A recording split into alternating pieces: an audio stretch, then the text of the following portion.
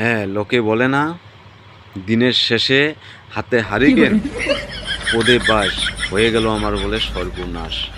তো কি সর্বনাশটা হয়েছে আসুন দেখি। হাই গাইস, তোমরা কি আমার সঙ্গে স্নান করতে চাও? হ্যাঁ গাইস, সবাইকে বলছি, তোমরা কারা কারা পচা পুকুরে ডুব দিতে চাও, এই চৈতালি জলহস্তির সঙ্গে একটু দেখা করো। আর ফোন নম্বর দেওয়া আছে এই চৈতালির অ্যাকাউন্টে।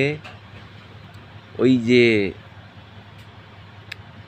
মাঝখানে টাচ করবে আর নাম্বার পেয়ে যাবে। তারপরে কে কে চান করবে এই পচা পুকুরে একবার যোগাযোগ করতে পারো।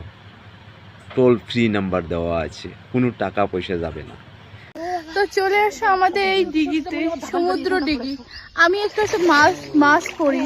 হ্যাঁ, তা তো দেখাই যাচ্ছে, তুই তো মাছ পরি, তুই তো আর কি বলবো, তাকে তো দেখাতে একদম মানে সেম লাগছে জলহস্তি। মাছও কন্যা।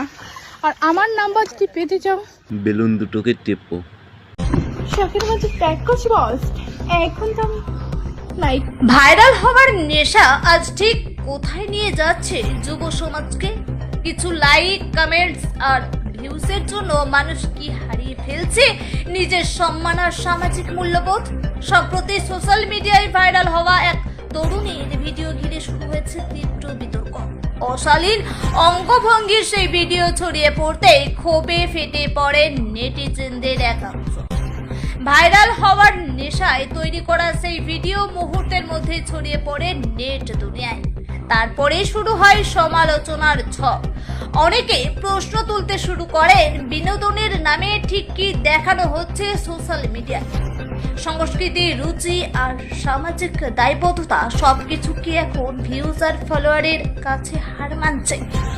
তীব্র সমালোচনার মুখে অবশেষে সামনে এসে ক্ষমা চাইতে দেখা যায় ওই তরুণীকে।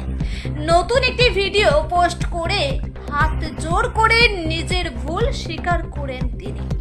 হ্যাঁ, কি গো, তুমি তো আমাকে প্রতিশ্রুতি দিয়েছিলে যে বাসর করবে, তো কোথায় করলে?